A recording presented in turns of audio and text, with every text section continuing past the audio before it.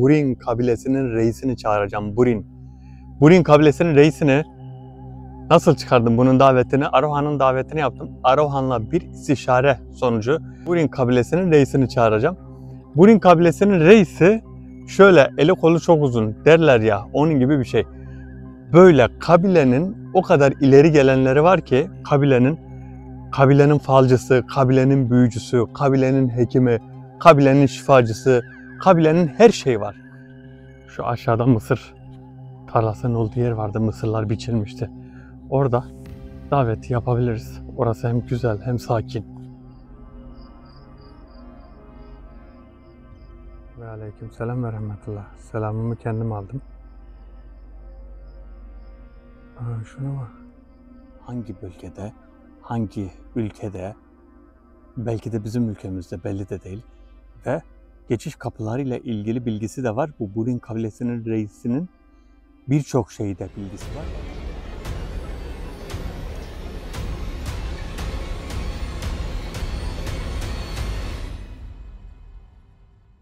Arkadaşlar herkese merhaba, yeni bir video ile beraberiz. Arkadaşlar bugünkü videomuzda değişik bir davet var. Burin kabilesinin reisini çağıracağım. Burin kabilesinin reisini nasıl çıkardım bunun davetini? Arohan'ın davetini yaptım. Arohan'la bir istişare sonucu Burin kabilesinin reisini çağıracağım. Burin kabilesinin reisi şöyle eli kolu çok uzun derler ya, onun gibi bir şey. Böyle kabilenin o kadar ileri gelenleri var ki kabilenin falcısı, kabilenin büyücüsü, kabilenin hekimi, kabilenin şifacısı, kabilenin her şeyi var. Burin kabilesinin reisi de gelirse istediğimizi sorabiliriz, istediğimizi ondan öğrenebiliriz ve Burin kabilesinin reisi nasıl bir şeydir onu da öğrenebiliriz. Arohan'la bir istişare daveti yaptım. İstişare davetiyle bu şifa olan şifacılarla ilgili davetleri onunla konuştum. Ve bir de boyut davetlerini onunla konuştum. Burin kabilesinin reisinin bana anlattığına göre orada Burin kabilesinin reisinin kabilenin bulunduğu yerde 3 tane geçiş kapısı varmış. Bunların nerede olduğunu öğreneceğiz. Kabile belki 3-4 yerdedir. Bunu kabilenin reisinden öğreneceğiz. Davetini sizinle beraber yapacağız. Arkadaşlar şöyle bir şeyden bahsedeceğim. Şifacıları çağırıyorum. Şifacılar bana bazı otlardan bahsediyor. Hastalıklarla ilgili bazı otlardan bahsediyor. Bunlar değişik değişik isimlerde olan otlar. Bazı arkadaşlarımız bu otları Google'dan ya da başka bir yerden, internetten arama yapıp aratmışlar ve o isimlere yakın olanları acaba bu mudur, şu mudur diye bir tahminde bulunuyorlar. Bakın, böyle bir tahminde bulunmayın. Çünkü bu otlar çok değişik otlar. Bu otların daha ne olduğu belli değil. Ve bu otlar bulunsa bile bunun dozu var. Bunun ne kadar kaynatılacak, bunun ne kadar içilecek, bu her insana gelir mi, her insana iyi olur mu diye böyle bir şey de var. Bakın, sizi şimdiden uyarıyorum. Bu davete gelenlerin verdiği isimleri siz böyle otomatik bir şekilde mesela aratıyorsunuz ya, isimlerini aratıyorsunuz. Mesela artuzom otunu mesela aratıyorsunuz. Bir bakıyorsunuz değişik bir isim çıktı. Ona benzer bir isim çıktı. Ha diyorsunuz budur. O değildir. O olsa bile, bakın, o olsa bile bunun dozu var. Bu herkese iyi gelecek diye bir şey yok. Şimdi bir insana iyi gelirse bir ilaç başka bir insana gelmeyebilir. Bir insana bir romatizma ilacı iyi gelirse başka bir insana iyi gelmeyebilir. Çünkü hepsinin dozu var. Hepsinin bir şekilde tarifi var. Bunları size uyarıda bulunmak istiyorum. Kesinlikle ve kesinlikle biz bunu tamamen onaylamadan hiç kimse kullanmasın hiçbir şekilde de. Bakın arkadaşlar, bir de şundan bahsedeyim. Şimdi bana birkaç kişi sormuş, yani yorumlarda soruyorsunuz. Bir varlığın eli öpülür mü? Bir padişahın, cinin eli öpülür mü? Bakın, el öpülmez. Bir cinin eli öpülmez. Bu kesinlikle bir saçmalıktır. Size kesin söylüyorum.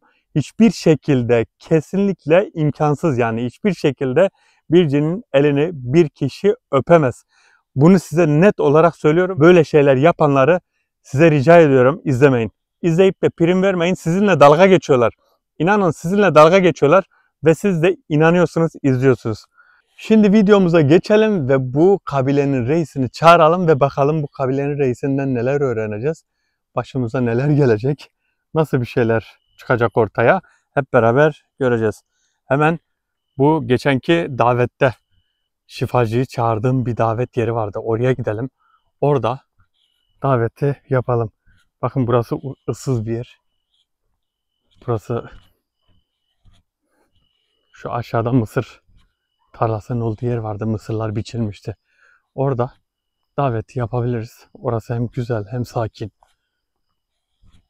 Böyle bazen Eşref abiyle de gelmiştik oraya da. Bazen domuz sesleri geliyor ama yapacak bir şey yok. Böyle Burin kabilesinin reisi. Şimdi Arohan'ın davetini ben birkaç sefer yaptım Arohan'la. Arohan'la ben normalde de görüşüyorum. Davet yani çekim dışında da görüşüyorum. O yüzden istişare yapabiliyorum yani Arohan'la. Arohan'la yaptığım istişareler sonucu daha iyi oluyor. Şimdi Arohan sonuçta kral. Bakın kral yani bilmediği şey de yoktur. Arohan'ın bildiği çok şey var. Bazı arkadaşlarımız bana diyor Arohan'ı çağır, hani Arohan'dan şifa bitkilerini, ondan sonra ilaçları, bazı önemli bilgileri Arohan'dan al. Size katılıyorum. Bazı bilgileri zaten Arohan'dan alıyorum gerçekten. Arohan Diyarbakır olayında bana çok faydası oldu. Diyarbakır olayında çok çağırdı, yanıma çağırdı. Kabile reisleri oldu. Orada görüşmeler mesela yaptım. Bu yüzden Arohan'ın yanımda kıymeti büyük ve bizim de Arohan'ın yanında olan kıymetimiz büyük. Burin kabilesinin reisi aslında Arohan'ın söylediği şu: biraz dikkatli ol ve onunla dikkatlice konuş. Böyle demesinin sebebi tehlikeli olması. Şimdi bu gelirse Burin kabilesinin reisi şifalı bitkileri, kendi elinde şifacı varsa şifacıyı bize gönderebilir. Bu geçenki gelen Kamurin'i acaba tanıyor mu? Onu da sorabiliriz. Kendi yanındaki Kamurin acaba tanıdık mı değil mi? Kamurin doğru mu söylüyor? Kamurin iyi biri mi? Geçenki davetteki Kamurin gerçekten benim kafama yatan bir davet olmuştu. Kamurin gerçekten konuşmaları mantıklıydı ve konuşmaları güzeldi. Aslında onunla dost olabilirsek, onunla bir şekilde onu yola getirebilirsem çok güzel konuşuyor ve yaprakları bir şekilde ilaçları bana getirebilir. Yorumları okudum arkadaşlar. Çoğunuzun yorumlarında yazdığı hastalıkların hepsini soracağım. Sizin bana sorduğunuz bütün hastalıkları soracağım. Bunu gerek davette, gerek çekimde, gerek çekimsiz çağırdığım zamanda da soracağım. Ve bakın elime geçen bir ilaç olursa, bir şekilde bir onaylanan, tasdiklenen bir ilaç olursa sizinle paylaşacağım. Bundan emin olun. Evet, burada şimdi Burin kabilesinin reisinin davetini şu an burada yapabilirim. Bismillahillezî lâ yedurru mâ ismihi şey'un fil ardi ve le fis semâi ve huves semî'ul alîm. Bismillahillezî lâ yedurru mâ ismihi şey'un fil ardi ve le fis semâi ve huves semî'ul alîm. Bismillahillezî lâ yedurru mâ ismihi şey'un fil ardi ve le fis semâi ve huves semî'ul alîm. Arkadaşlar bu koruma duasıdır. Koruma duasını sabah 3 defa, akşam 3 defa okuyun. Sabah 3, akşam 3 okursanız size kazadan, beladan, kötülüklerden, nazardan, büyüden, her türlü fenalıklardan Allah Zülcelal kendi ismi şerifiyle sizi korur. Evet, hemen davete geçmek istiyorum ve davetimize geçelim. Bakalım Burin kabilesinin reisi ne şekilde ve nasıl bir şey gelecek ve bizi nasıl karşılayacak. Şu an davete geçiyorum.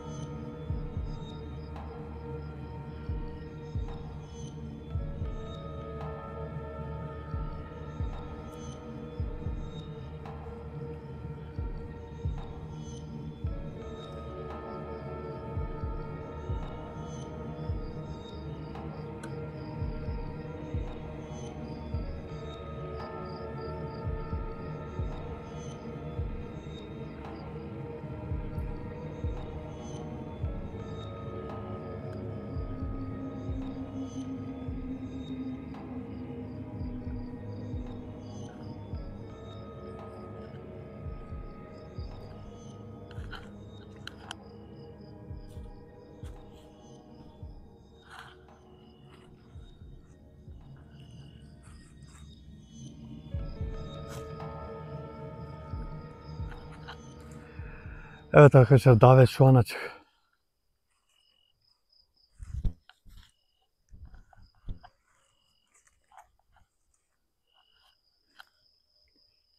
Kabilenin reisi. Bu kabile reisinin davetleri biraz zordur. Kabile reisleri genelde geç gelir ya da hiç gelmez. Ya da ne bileyim, eğer meraklıysa gelir de merakı yoksa gelmeyebilir de.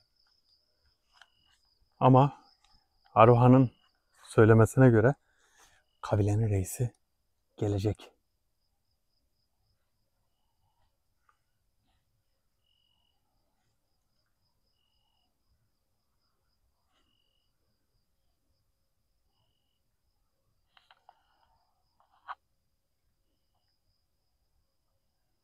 Şöyle hafiften bir sanki ağırlık var.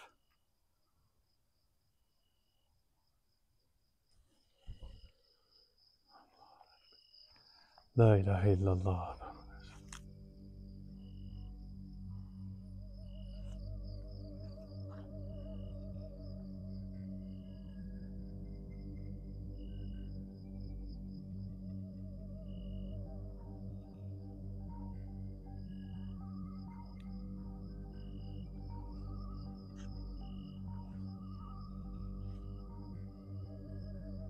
Piyasada şu an kimse yok.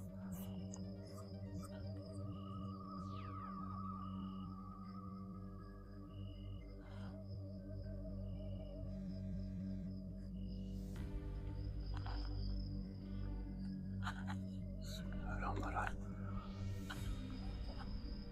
Oh. Ana, kabile reisine bak. Selamun aleyküm ve rahmetullah.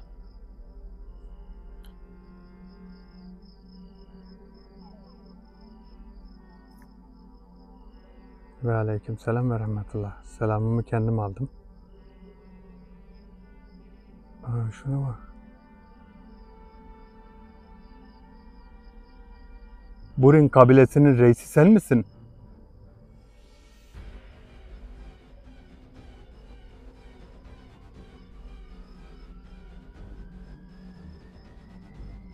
Allah Allah.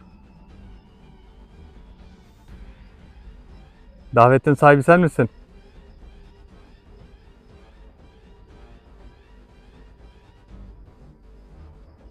Kabile reisi.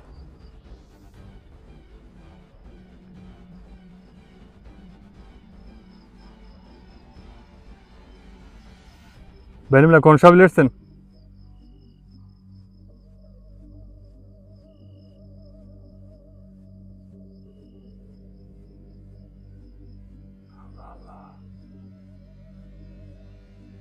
Neden konuşmuyorsun?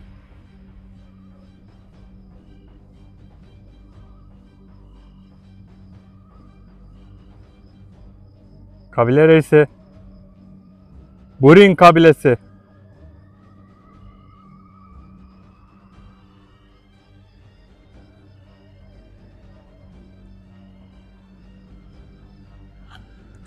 La ilahe illallah. Bu muydu acaba ya? Bu değildi sanki.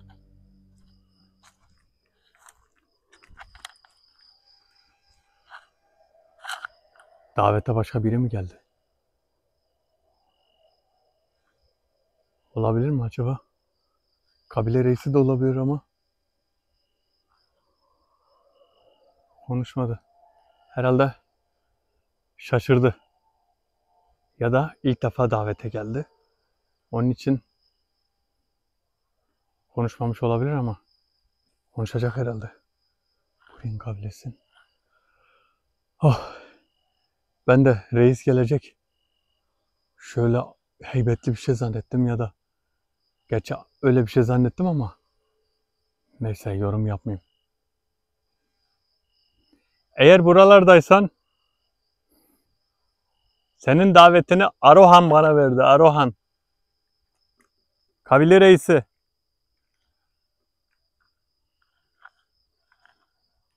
Beni çözmeye çalışıyorsan sana söyleyeyim, ben araştırmacıyım. Babil kralı Arohan. senin davetini verdi.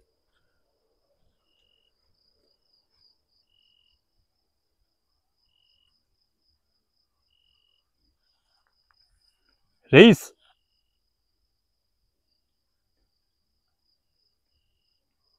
eğer kabile reisi değilsen buradan uzaklaş. Çünkü ben kabilenin reisini davet ettim. Başka birini değil.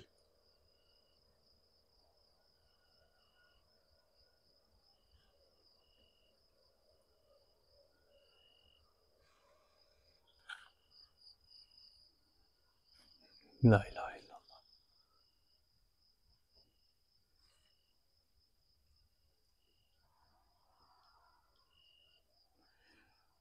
Arkadaşlar eğer farklı bir şey görürseniz yorumlarda belirtin. Yani gözünüze takılan bir şey olabilir. Ne bileyim değişik bir şey görürsünüz. Yorumlarda belirtirseniz çok iyi olur. Çünkü bizim çok işimize yarıyor. Yani benim daha doğrusu.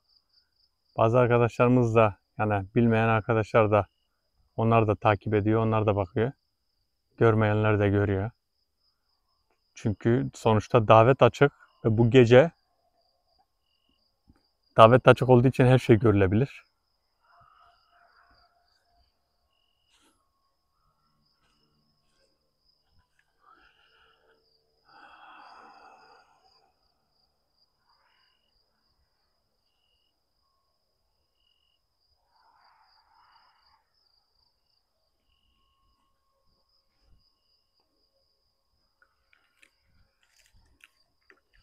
Şimdi bu kabilenin yaşadığı yerde 3 tane geçiş kapısı varmış. Daha doğrusu Aroha'nın söylediğine göre 3 tane geçiş kapısı var. Kabilenin yaşadığı yer neresi acaba? Onu öğreneceğiz. Hangi bölgede, hangi ülkede, belki de bizim ülkemizde belli de değil. Ve geçiş kapılarıyla ilgili bilgisi de var. Bu Burin kabilesinin reisinin birçok şeyde bilgisi var. Kabilede birçok şifacı varmış. Şifacı şöyle, kendi aralarındaki hastalıklar değil. Bu şifacılar belli başlı şeyleri manyetik enerjilerle kendileri farklı enerji türleriyle hastalıkları iyi ediyorlar. Yani hastalıkları iyi etmeleri onlara verdikleri bir enerjiyle. Hani bazı filmler olurdu ya, eskiden bazı uzaylı filmleri çıkardı. İşte mesela düşmüş, hastalanmış bir insanı uzaylı gelip iyileştirirdi.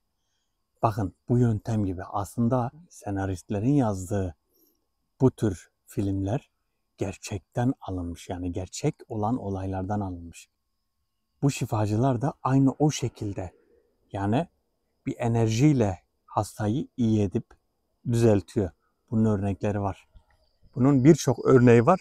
Benim okuduğum birçok kitapta, birçok kaynakta böyle şeyler var.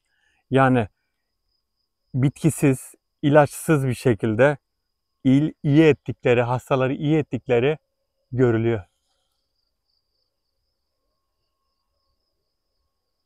Bakın ayın altının olduğu yer orman. Görünüyor mu bilmiyorum. Pek görülmüyor da. Kabile reisi bir geldi görüldü, geri gitti.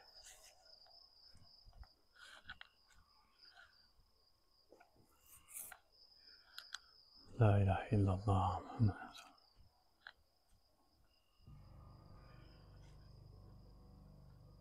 Şimdi geldiği zaman ismini öğrenelim de. Kabile reisi. Ortaya çıkar mısın?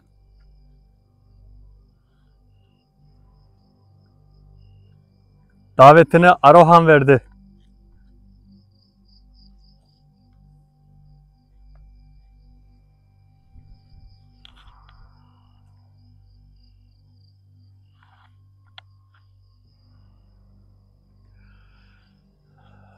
Şu an ne zor bir davetmiş ya bu da.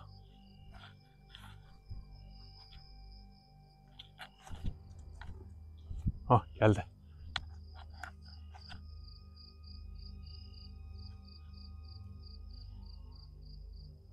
Sen kabile reisi misin?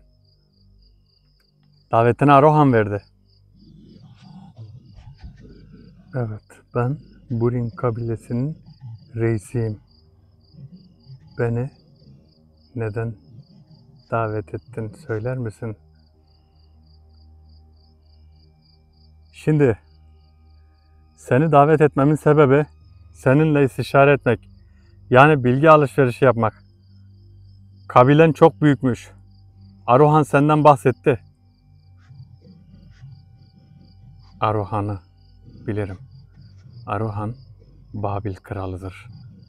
Aruhan bizim bölgeye de hakimdir. Ama bizim işlerimize pek karışmaz.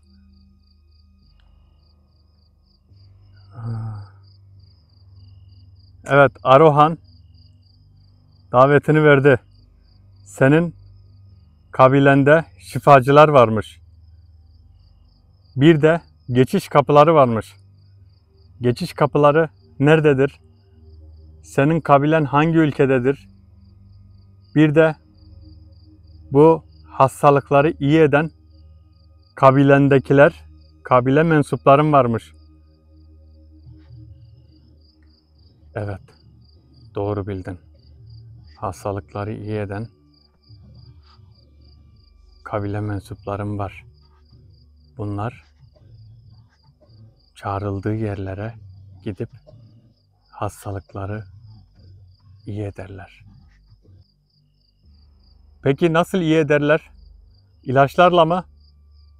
Tariflerle mi? Nasıl iyi ederler söyler misin?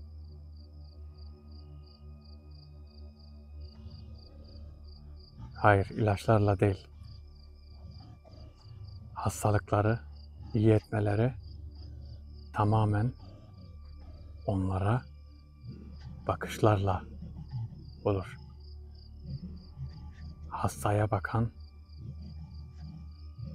mensuplar hastayı iyi ederler. Peki hangi ülkede kabilen var? Benim kabilem çok geniştir. Bir kısmı Babil'de, bir kısmı Arap Yarımadası'nda, bir kısmı ise burada. Burada derken Tuz Gölü'nde. La ilahe illallah. Geçiş kapıları nerede peki? Geçiş kapıları da hangi kabilende? Tam 14 tane geçiş kapısı var. Biri Babil'de, 9'u Arap Yarımadası'nda, 4'ü burada. Bunu neden sordun? Geçiş kapılarıyla ilgili bir çalışmam var. O yüzden sordum. Eğer Aruhan diye bir isim vermeseydin seninle görüşmeyecektim.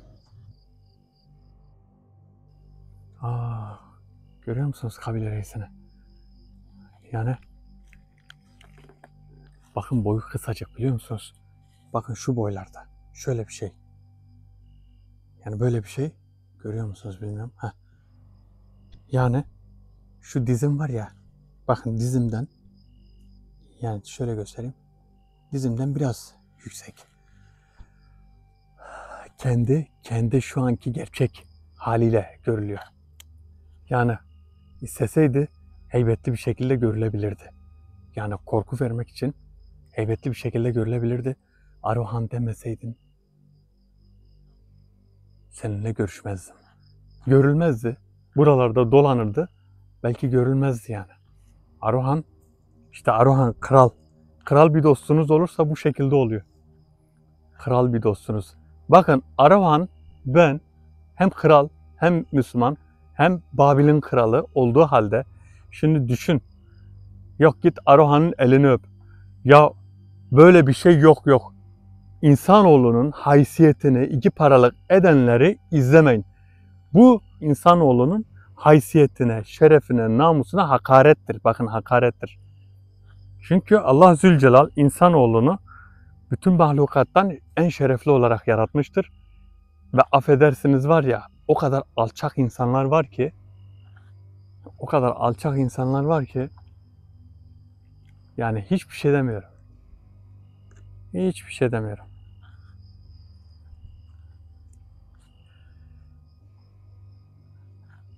Kabile reisinin ismini sormadık. Geldiği zaman ismini soralım. Kabile reisi gerçekten kafama yattı.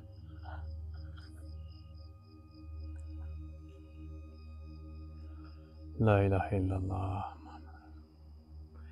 Bakın bunun kabilesinde sağlıkçılar, ondan sonra ne bileyim şifacılar, söylediği şeyler çok önemli. Bunu diyor ilaçlarla değil, manyetik bir şekilde iyileştiriyorlar demek ki. Hani şöyle bir şey var ya, lazer tedavisi yapılır. Lazer. Bazı hastalıkları lazer tedavileriyle. Mesela böbrek taşını lazer ışınlarıyla kırarlar. Bunu da öyle düşünün. Manyetik bir bakış, manyetik bir enerji. Tabi Allah Zülcelal'ın verdiği bir yetenek. Allah'ın, Rabbimizin verdiği bir yetenek yani. Arkadaşlar size söylediğim gibi ben diğer kanala videoları yapmaya başladım. Diğer kanalda şifa ayetleri okunacaklar, gizli ilimlerde yazılacaklar. Bakın öyle sade şeyler çıkaracağım ki inşallah herkes yazabilecek. Mesela bazı şeyler var işte yazıp karın ağrısı için, baş ağrısı için, romatizma için, bir şeyler için. Bakın bu yazılacak olan şeyler de var. Bunları yazıp kendiniz yapabilirsiniz, kendiniz taşıyabilirsiniz. Bazıları var mesela tabağa yazıyorsun, işte su koyuyorsun içine, suyu, o yazıyı siliyorsun, içiyorsun. Ondan sonra şifası geliyor. Eğer yazamayan arkadaşlarımız varsa, Arapça tabii yazılıyor bunlar. Yazamayan arkadaşlarımız varsa başka birine yazdırabilir. Yani öyle bir kolaylık da var. Bunları sizinle Bir de Sen Gör Gizli İlimler kanalından paylaşacağım. Oraya da abone olup bizi oradan da takip edebilirsiniz.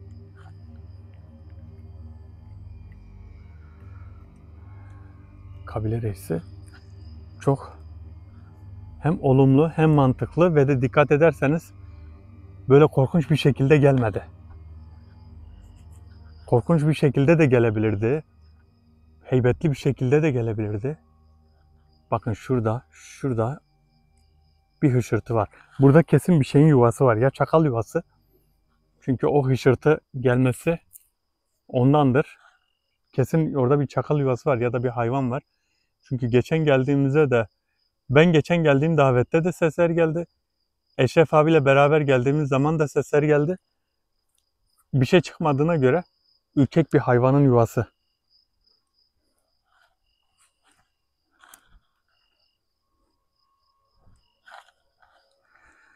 Kabile reisi.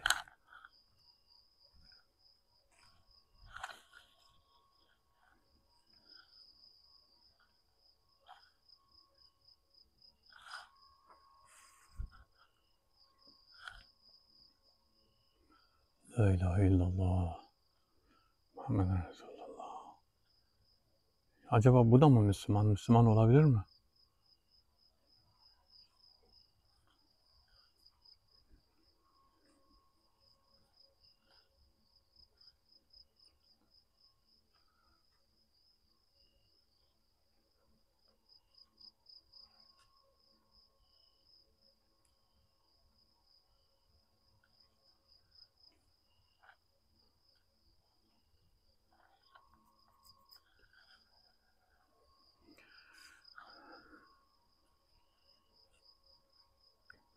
Burin kabilesi. Burin.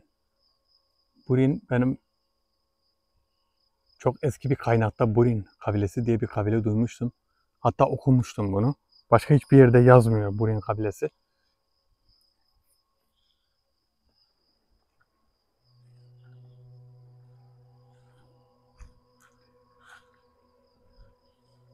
Evet. Bakın.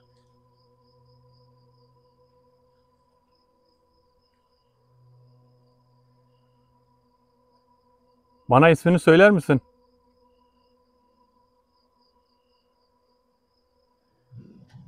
Benim ismim El Salih. El Salih.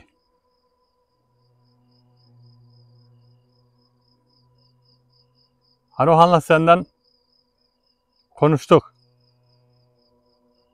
Müslümanlığa yatkınlığın var. Belki de öylesin, bilmiyorum. Bizim ne olduğumuzu kimse bilmez. Şu anki davette bile kimse bilemez. Anladım. Şimdi buradaki 4 tane geçiş kapısı varmış. Bu geçiş kapıları nerede? Biri Bursa'da, biri Tuz Gölü'nde, biri İstanbul'da, diğeri ise Trabzon'da.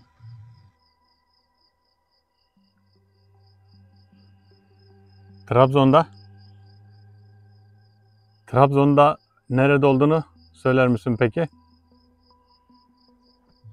Trabzon'da bir de boyut kapısı var. Bu boyut kapısı ile geçiş kapısı farklı şeyler. Evet, onu biliyorum.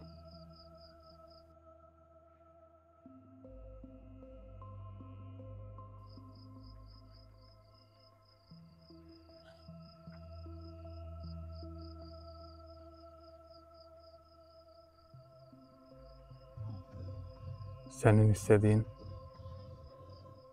şifacı kim? İsmini verirsen onu sana gönderirim. Ben ismini bilmiyorum şu an. Senin kendi kabilenden olan şifacılar yok mu? Onları bana gönderebilir misin? Benim kabilemden olan birçok şifacı var. Bunlar dediğim gibi ilaçlarla değil, ilaçsız bir şekilde tedavi yapıyorlar. İstediğin zaman bunları çağırabilirsin. Sana bunların davetini veririm. Genelde 3 kişi olarak gelirler. Ama hep bir kişi görülür. Hastalıkları iyi etme konusunda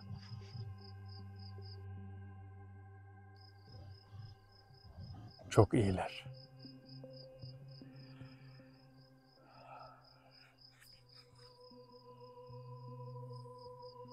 Bana davetini nasıl vereceksin? İstersen şu an verebilirim. Tabii, vermeni istiyorum şu an.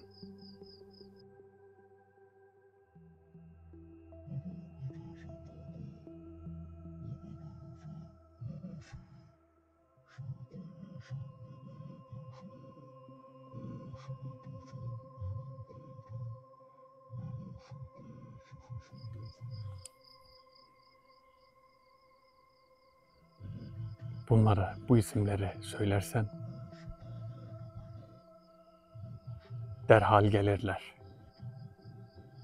Hastayı hazır edersen onu iyi ederler. Eğer gelmezlerse öyle bil ki o kişi hasta değildir. Eğer gelirlerse öyle bil ki o kişi gerçekten hastadır.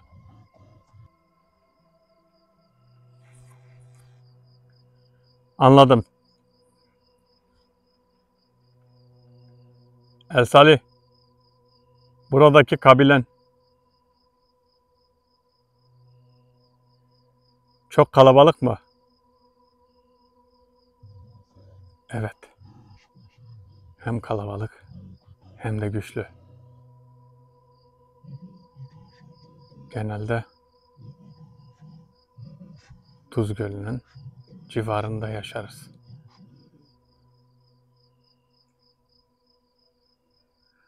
La ilahe illallah.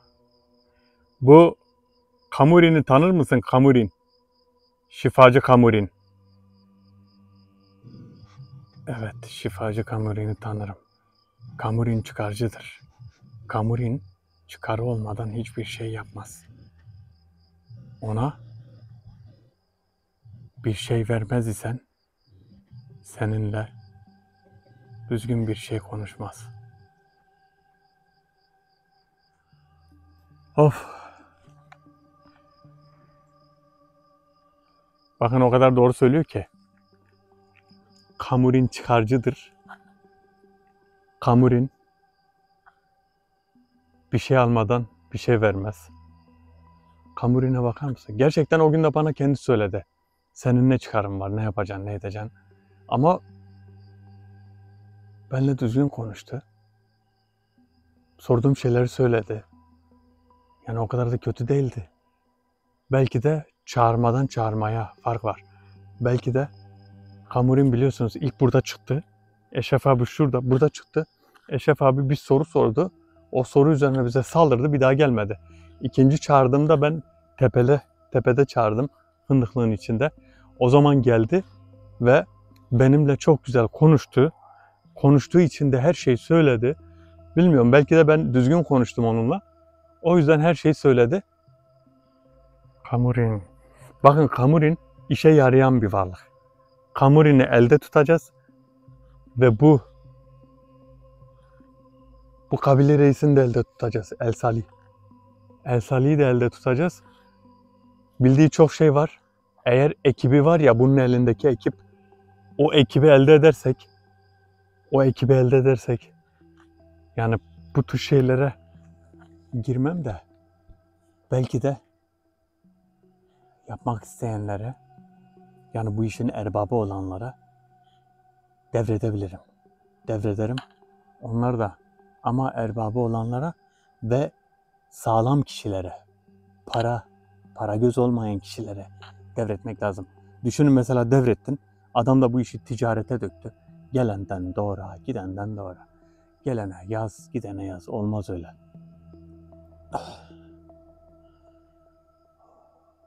Geçiş kapısı. Trabzon'da demek ki hem geçiş kapısı var hem boyut kapısı var. Trabzon'daki boyut kapısı Sümele Manastırı'nın içinde. Bir de geçiş kapısı var. Geçiş kapısı da kesin o civarlarda bir yerdedir.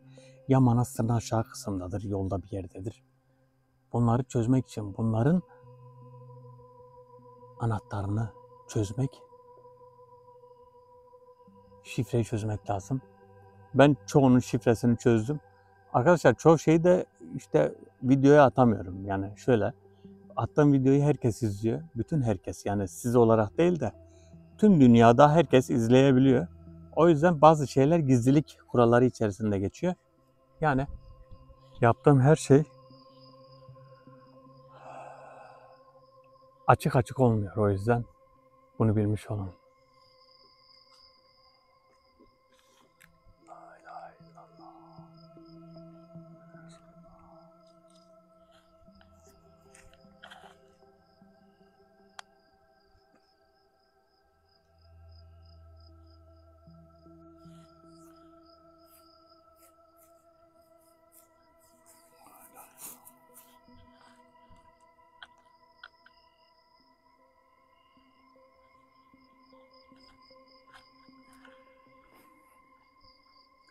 Kaybolup gelmeleri de keşke devamlı kalsa, muhabbet edilse daha iyi olurdu aslında da.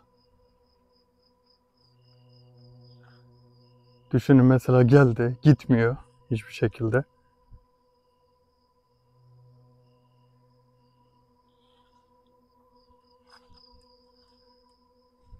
El Salih.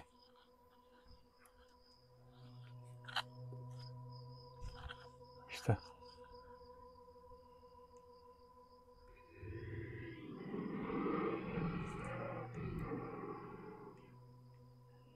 Neden hırlıyorsun? Bu ses neden? Hırlayan ben değilim. Başka biri. Ama rahat ol. Hiçbir şekilde saldırı yapamaz. Benim iznim olmadığı sürece kimse saldırı yapamaz.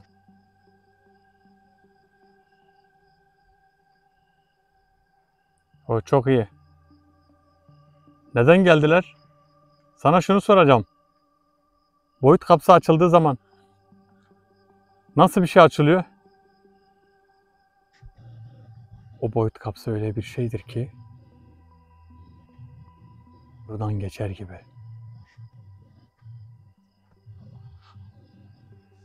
Ve başkaları da girebilir. Girenlere bazen hükmetmeyebilirsin. Bazen gücün yeter ve bazen gücün yetmez.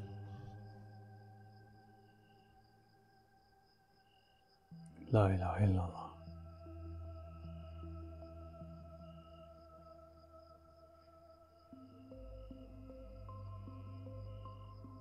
Senin kabilende veya senin bilgin var mıdır? Boyut kapısının şifresini bana verebilir misin? Boyut kapısının şifresini öyle kolay alamazsın. İstersen bir şekilde öğrenebilirsin. Ama sana meşrun şifresini verebilirim. Bu Bursa'da bir ormanda boyut kapısı var. Oradan girip Babil'den çıkabilirsin. Şifresi ise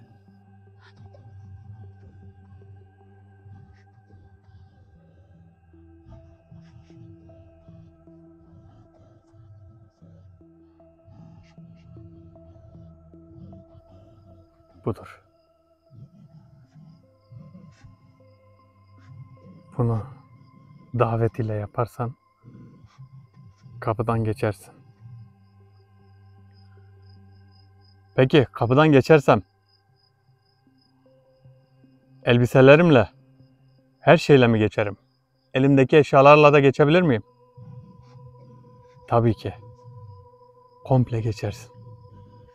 Elinde ne varsa, kimi tutuyorsan, birinin elini tutuyorsan o tuttuğun kişi de geçer. Bir ipi tutuyorsan o ip de geçer. Eğer bir dalı tutuyorsan o ağaç da geçer. Her şey geçer. Oh. Bana verdiğin bilgiler çok kıymetli. Bunu neden bana veriyorsun? Dediğim gibi, Arohan demeseydin sana hiçbir şey söylemezdim. Ve bana bilgisi geldi. Arohan'ın senin dostun olduğunu öğrendim. Gözlerinin üstündeki kaşların mı senin? Benim büründüğüm şekildir. Başka bir şey değil.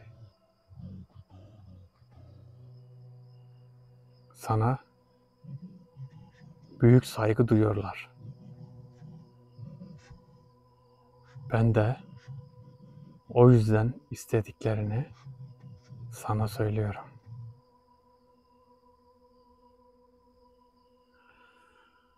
Oh.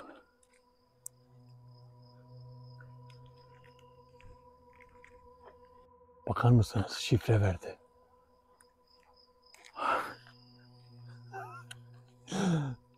Şimdiye kadar şimdiye kadar böyle açık açık şifre veren hiç gelmedi. Allahu Ekber. Bunu belki paylaşmayabilirim, şifreyi. Belki de aslında paylaşırım. Yapabilen yapsın, gitsin. Boyut kapısının olduğu yere. Bana yerini tarif eder zaten. Gitsin bulsun boyut kapısını. Bu şifreyi de okusun. Olduğu gibi paylaşacağım. olduğu gibi paylaşacağım. Şok içindeyim şu an. Hiçbir bedel istemeden, hiçbir karşılık istemeden bana şifreyi verdi. Bu boyut kapısıyla bakın her şey geçebildiğine göre ben kamerayla geçerim. Kamerayla, ışıkla, işte her türlü elbisemle, üstümle, korumamla boyut kapısından demek ki geçebiliyorum. Eğer geçebilirsem sizinle beraber geçerim. Boyutun diğer tarafında bizi ne karşılar hepimiz görebiliriz. Acaba zaman şey olur mu? Tarih. Farklı bir zaman mı? Bu zaman mı? İşte onun korkusu da var aslında. Farklı bir zaman olursa bizim için tehlikeli olabilir. Geri dönüş zor olabilir.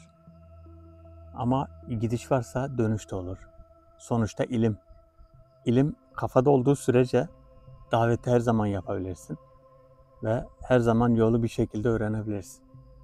Bunu denersem, bir şekilde geçersem, tabii öyle bir zamandayız ki, teknoloji zamanı. Öyle bir zamandayız. Yani insanlar çok değişik karşılayacak.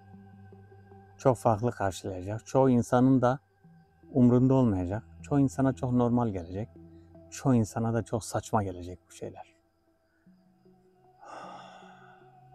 El Salih çok akıllı bir varlık. El Salih gibi akıllı ve çıkarsız birini görmedim. Gerçekten mantıklı konuşan,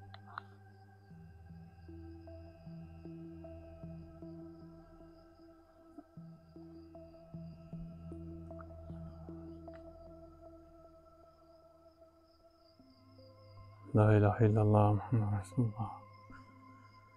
La ilahe illallah Muhammed Resulullah.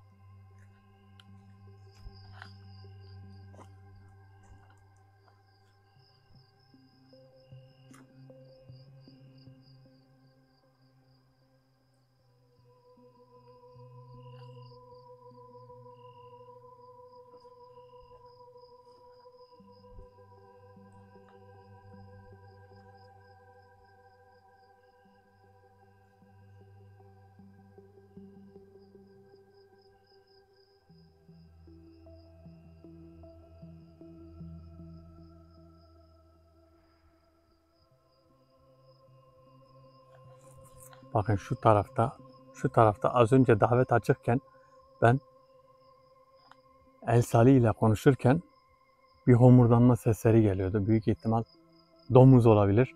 Işığa doğru gelmiyorlar ama. Onun sesini duydum ama davet açık diye hiçbir şekilde karşılık tepki vermedim.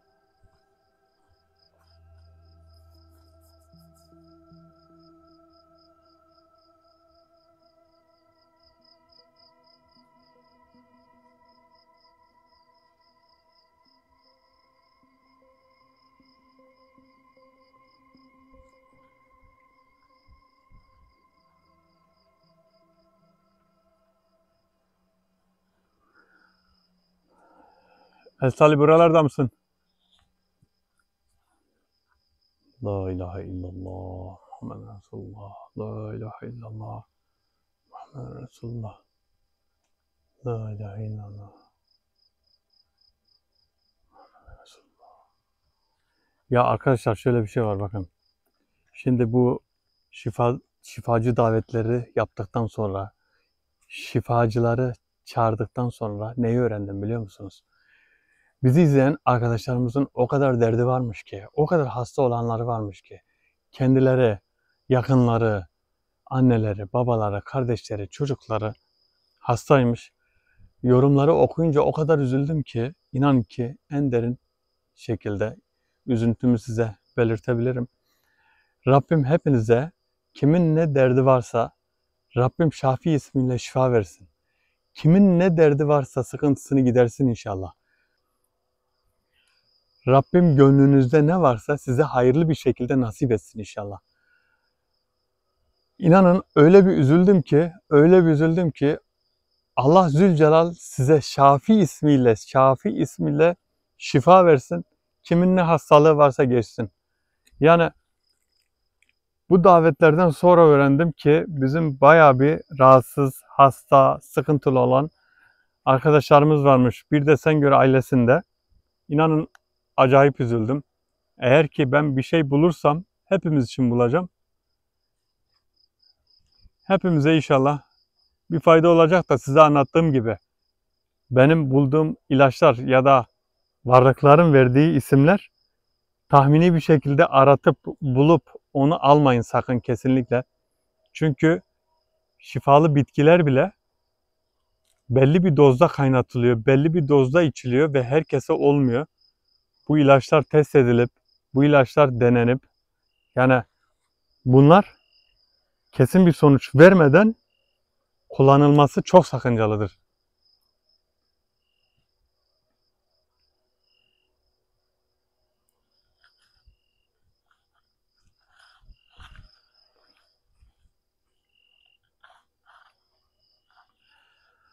Allahu Ekber. El Salih.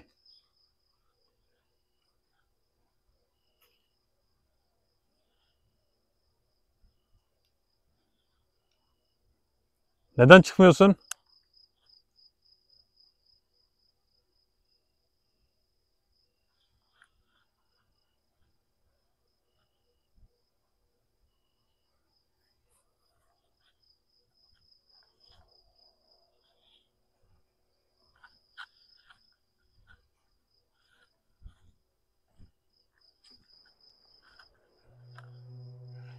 Oh.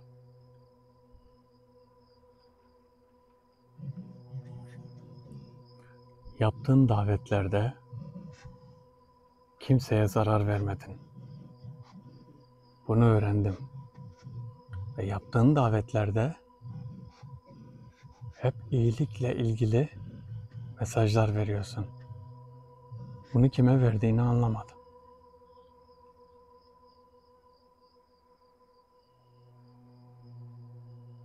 İyilikle ilgili mesajlarım. Evet, anlamazsın. Çünkü şu an ne yaptığımı da bilmiyorsun. Belki de biliyorsundur. Sana elimden geldiğince yardımcı olacağım. Her istediğini elimden geldiğince vereceğim. İster asker, ister şifacı, ister geçiş kapılarının şifreleri. Bunları ne zaman istersen sana verebilirim. El Salih, kaç yaşındasın? Yaşını öğrenebilir miyim? Ben 2800 yaşındayım ve ikinci evredeyim.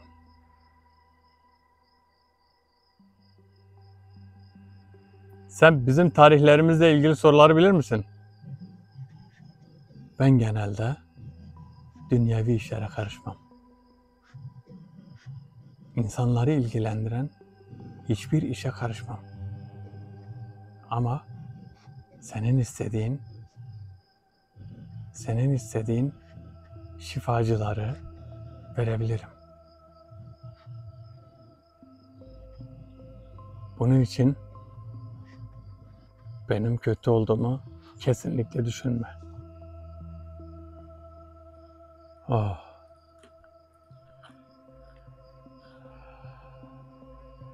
Olabilir. Dünyevi işlerle uğraşmıyor.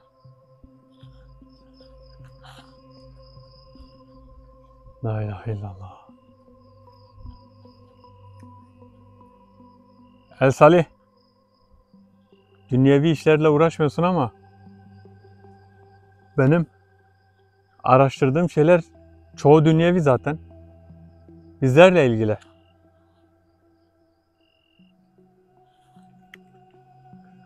Şimdi hatırla iş yaptığı için böyle konuştu. Ama her şeyi verir. Her şeyi verir. Şifacılarını da gönderir. Boyut kapılarının şifrelerini de verir. Öyle düşünüyorum. Bakalım nasıl bir şey yapacak. Arkadaşlar bazı özel durumlar var. Bunları video dışında Yani video dışında öğreneceğim. Bu El Salli'den daveti kapatmayacağım. Daveti kapatmayıp video dışında öğreneceğim şeyler var. O yüzden şu an videoyu bitirmek istiyorum.